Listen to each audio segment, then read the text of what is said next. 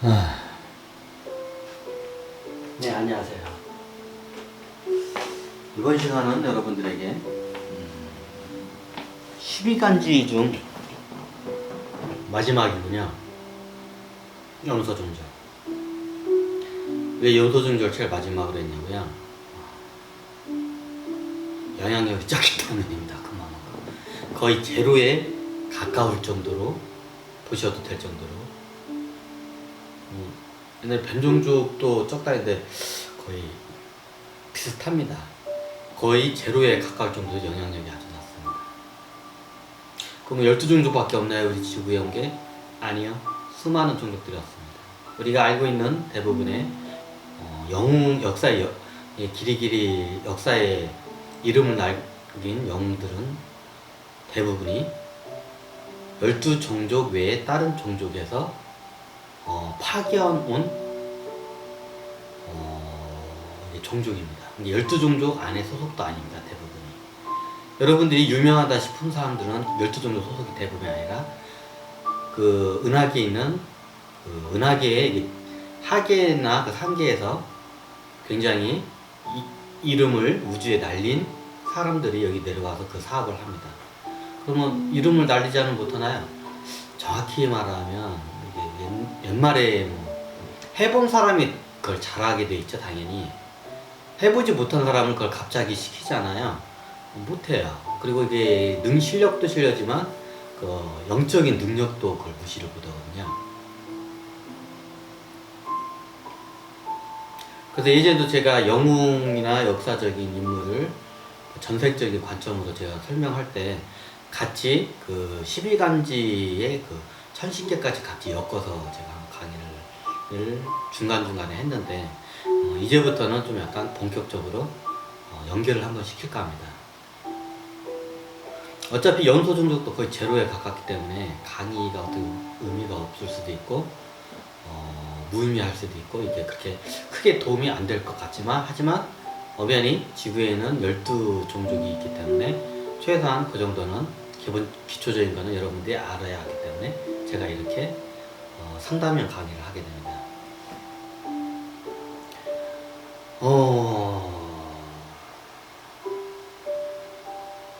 어떻게 설명할까 이거를. 일단 여러분들이 염소 종족을 만나보긴 거의 힘들 거예요. 가끔 가다가 토테미즈로 그것도 아니구나.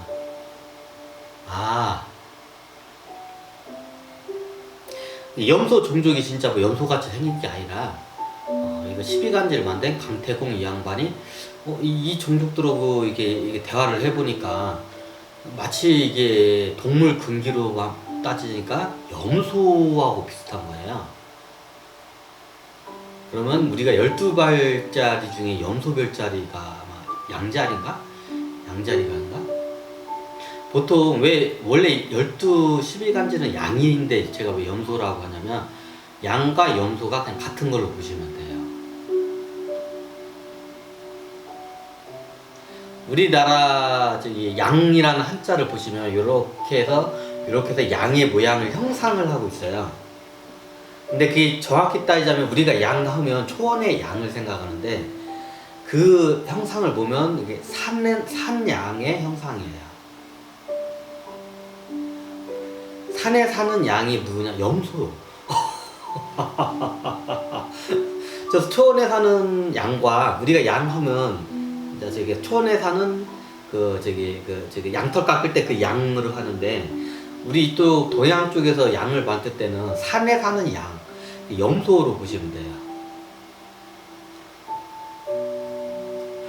이게 좀 설명을 간단하게 설명할게요. 염소라는 게 그러면 우리 한반도나 이게 원래 중원 쪽에는 소가 없었어요. 염소 뜻이 뭐냐면 수염할 때 염이고요. 소는 음매할 때 그 소. 이게 수염이 있는 소라는 뜻이에요. 염소가. 이해가 되시죠? 원래 저기 염소가 옛날엔 양이라고 했어요.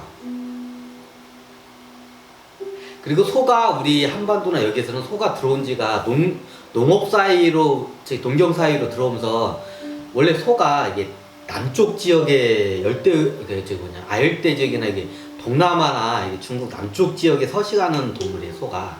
원래 이게 북쪽까지는 원래 이게 아닌데, 이게 어떻게 이제 얘네들 여기서 이제 적응을 해서 그런지 이게 이제 소가 보면 농업하는 데 있어서 마치 농기계와 같은 역할을 해요. 사람이 우마차를 끌거나 쟁기를 직접 갈잖아, 사람이. 옛날 조선시대 때만 해도 소가 없으면 그 남자가 이게 쟁기를 쥐고 그 부인이 뒤에 쟁기를 이렇게 이게 세워가지고 남자가 그걸 소의 역할을 옛날에 했었어요. 조선시대까지만 해도 이렇게 가난한 사람들 그렇게 농사를 지었습니다. 예전에는 소가 이게 우리 한반도나 중국 쪽에 소가 없었어요. 나중에 농업사회가 발달하면서 이제 이 소를 이제 가져와서 이제 이 환경에 적응한 게 지금 현재 우리가 알고 있는 소예요. 이제 이렇게 하세요. 그래, 옛날에는 염소라는 개념이 당연히 없었겠죠. 그럼 옛날에는 염소 자체를 양이라고 했어요. 이쪽에서는. 한자 모양을 이렇게 보시면 염소의 그 사냥의 모양을 갖다가 이게 형상화한 게 양자예요. 근데 나중에 시대가 변하면서 초원에 사는 양이 양이라고 이게 변하고, 그리고 산에 사는 이제 그 양인 염소가 이제 따로 마치 소같이 생겼는데 수염이 낮다 해가지고 염소라고 하게 이제 나중에 이름이 붙여진 거예요. 이제 언어가 이게 변화가 된 거예요. 그래서 원래 12간절된 양인데 엄밀히 따지면 우리 현대인의 관점은 염소예요. 그래서 제가 염소라고 합니다. 아마 12별자리도 거기도 양인가 염소자리인가? 아마 거기도 염소자리로 알고 있어요. 똑같아요. 어쩌면 이게 그 동물의 근기하고 서양 사람들이 봤을 때 근기와 이게 동양 사람들이 봤을 때 근기가 좀 비슷했나, 아니면 동양에서 이게 넘어갔거나, 아니면 기존에 있던 것과 이게 연결이 됐거나, 그럴 가능성은 높아요. 이제 그것까지는 제가 깊숙하게 이제 연구를 안 해봐서 제가 약간 신빙성은 없지만 추정은 할 수는 있습니다. 합리적인 추정은 할 수가 있습니다. 추측은. 그럼 서양에도 염소별자리, 동양에도 양이지만 염소입니다. 자, 염소와 양이 똑같습니다. 왜 근데 염소로 했을까요?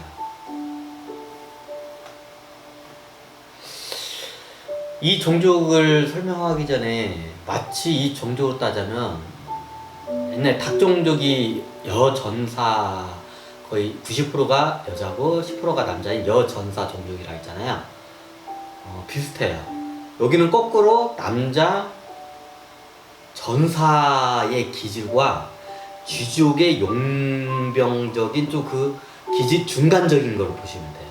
닭종족하고 쥐종족 중간적인 성향으로 보시면 돼요. 인구 비율은 닭종족하고 반대로 남자가 90%고요. 90% 맞나? 남자가 90%고요. 남자가 90%고 여자가 10%입니다. 이 염소 종족은. 남자가 압도적인 남성 중심의 사회입니다. 자, 그러면 왜 닭종족과 쥐종족의 중간적인 성향을 띠고 있는지 한번 제가 설명을 드릴게요. 일단 전투 종족이고 무병을 잘 쓰질 않아요. 완전 닭종족을 완전 거부는 않지만 거의 닭종족처럼 문명을 거부를 해요, 실생활에서는. 왜 그러냐고요? 그건 저도 몰라요. 그거는 닭종족 분들한테 한번 물어보시기 바랍니다. 그쵸? 거기. 그냥 그분들도 그렇게 어마어마한 태양계가 생성되기 전부터 그렇게 살아왔습니다. 그리고 그게 문화이고 그게 정통입니다. 그 자체가 전통이기 때문에 그걸 이어왔습니다. 어마어마한 시간 동안에. 닭종족의 그런 약간 성향이 있으면서도 쥐종족의 약간 양아치 근성이라고 해야 하나? 약간 좀 용병 기질이 있어요. 이게 용병의 특징은 싸움을 할 때 자기의 앞에 있는 이익에 따라서 얘네들은 전쟁을 해요. 이게 호랑이 종족 같은 경우에는 정의나 이게 의리, 정의, 명분이 쓰지 않으면 절대로 움직이지 않아요. 전쟁을 하지도 않고 그래요. 근데 이게 쥐종족 같은 경우에는 자기네한테 조금만 이익이 있으면 바로 그냥 해버려요. 전쟁을. 싸움을 바로 걸어버려요. 예. 그래서 마치 예전에 제가 설명드렸지만 닭종족의 약간 성향하고 쥐종족의 성향이 약간 중간 쪽으로 보시면 돼요. 의식 수준 12종족 중에서 쥐종족이 제일 의식 수준이 낮고 그 다음에 뱀종족이 낮고 그 다음으로 의식 수준이 낮은 게 이제 염소종족입니다.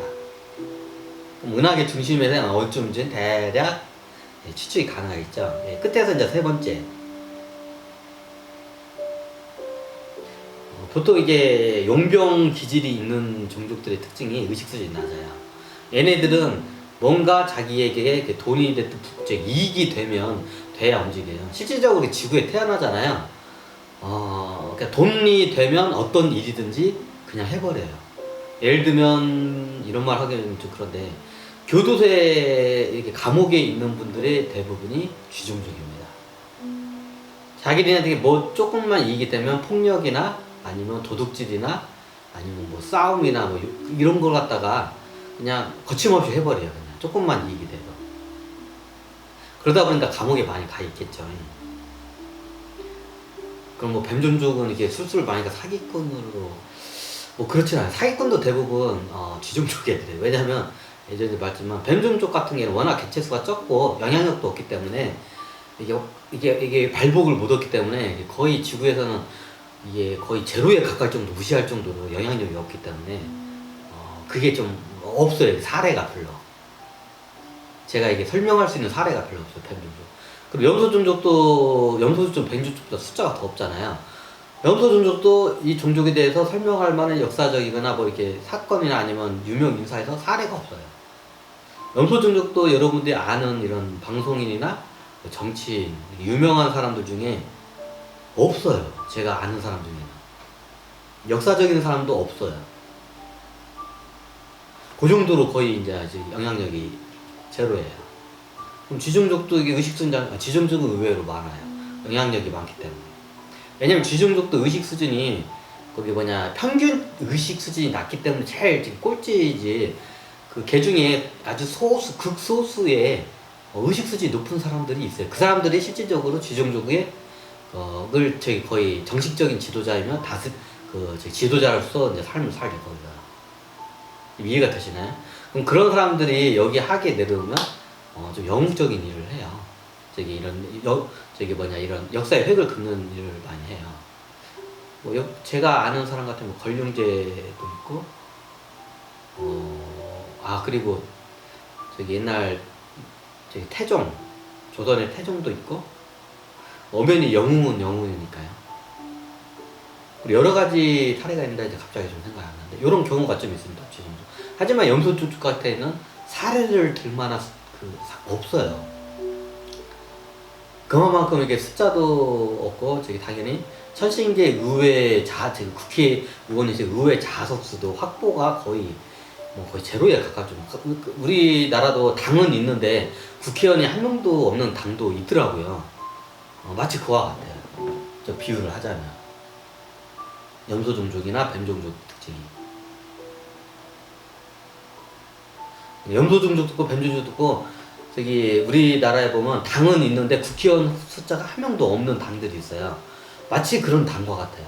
그럼 이게 법안 통과나 이런 거 할 때 거의 영향력을 당연히 이게 행사를 못 하겠죠. 마치 그와 같아요. 비유를 하자면. 그래서 염소종족에서 설명하기가 좀 애매해요. 왜냐면 여러분들이 만나기도 힘들고 원체 이게 지구에 태어난 지구 입장권을 확보를 못했어요. 염소종족도. 그래서 여러분들이 만나기가 거의 힘들어요. 근데 염소종족의 특징이 뭐냐면 좀 약간 자기가 욱하는 성격이 좀 세요. 그러니까 염소가 자기가 마음에 안 들잖아요. 좀 약간 꼬리꼬리해요. 약간 성격이. 그래가지고 자기 마음에 안 들면 가서 그냥 박는 성격이세요. 사람들이 염소나 양이 순한 동물로 생각하는데 절대로 순한 동물이 아니에요. 염소나 양이. 순한 동물이 절대 아니에요. 자기가 뭔가 이게 굉장히 열도 높고 자기가 마음에 안 들잖아요. 가서 그냥 받아버려, 뿔로 그냥. 염소의 특징이. 초식동물 쪽으로는 굉장히 공격적이에요.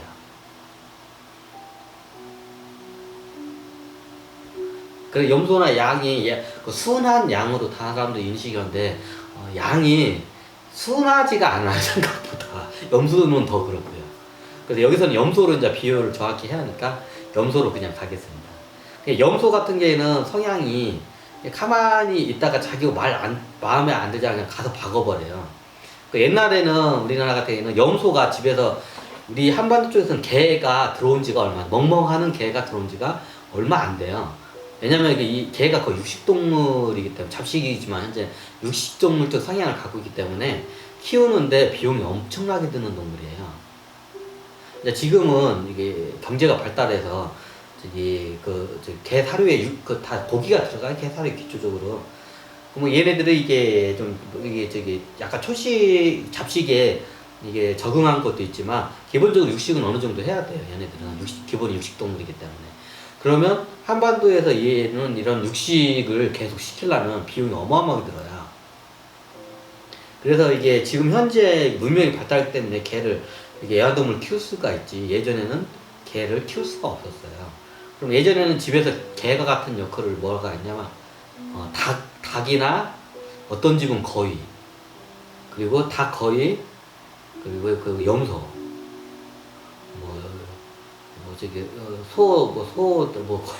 하여튼 염소, 이런 염소 같은 애들이 현재 개와 같은 역할을 해요. 집을 지켜요, 얘네들이. 그래서 염소의 특징이 좀 그래요. 약간 개하고 비슷하면서도 약간 초식동물적 성향이면서도 욱하면 그냥 가서 박아버려요. 그러니까 남자들 같은 경우에는 이렇게 닭종족 여자들이 좀 욱하고 약간 싸움딱 기질이 있는데, 약간 남자 애들도 좀 싸움딱 기질이 약간 있어요. 얘네들도 기본적으로 전사인데 좀 용병에 가까운 성향이에요. 그리고 얘네들도 이제 자기 그 싸움이나 뭔가 할 때는 자기 이익의 목적에 부합하여서 많이 움직여요. 좀 명분이나 정의, 의리 이런 것보다. 좀 이해가 잘 되시나요?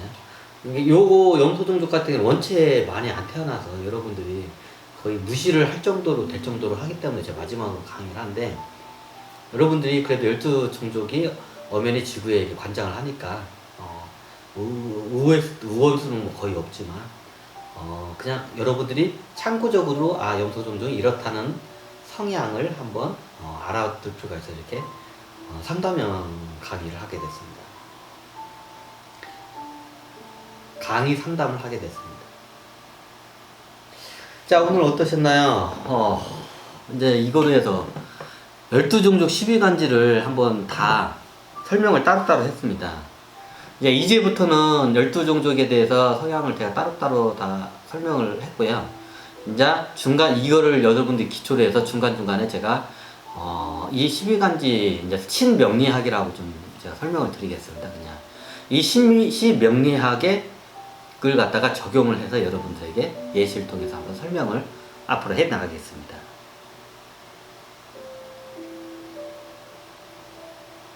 네, 신명리학은 여러분들이 그냥 두리뭉실하는 점술적인 그 성향보다도 여러분들이 살아가는 데 있어서 이 지구와 우리 지구라는 이 세계의 환경을 이해하는 데 있어서 여러분들이 아주 중요한 내용이라고 저는 판단합니다.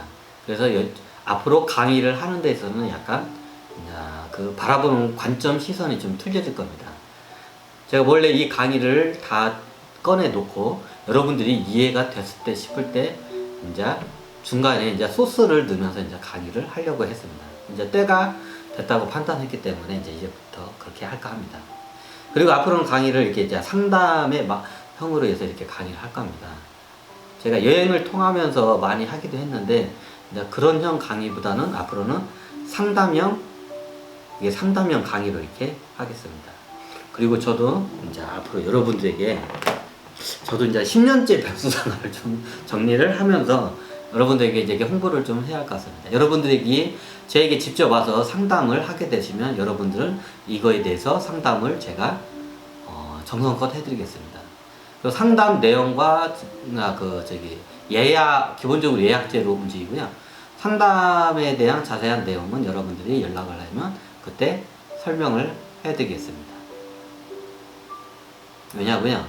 앞으로 좀 상담의 스타일이 계속 변형이 될 것으로 제가 예상이 되기 때문에 이게 상담을 이렇게 딱 지금 정해버리면 나중에 또 이게 틀려진 정보를 제가 지금 동영상으로 강의 한 거로 되기 때문에 그거는 그때그때마다 틀려지기 때문에 제가 직접 전화를 여러분들이 해주시면 그 상황에 맞게 제가 상담을 상담을 세팅을 하겠습니다.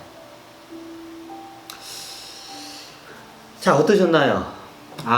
연락처 010-3711-6087 현재 제가 쓰고 있는 개인 핸드폰 번호입니다. 자, 요 전화로 연락 주시면 제가 성심껏 여러분들에게 상담 예약을 잡아드리고 상담을 해드리겠습니다. 네, 감사합니다. 다음에 다시 뵙겠습니다. 네.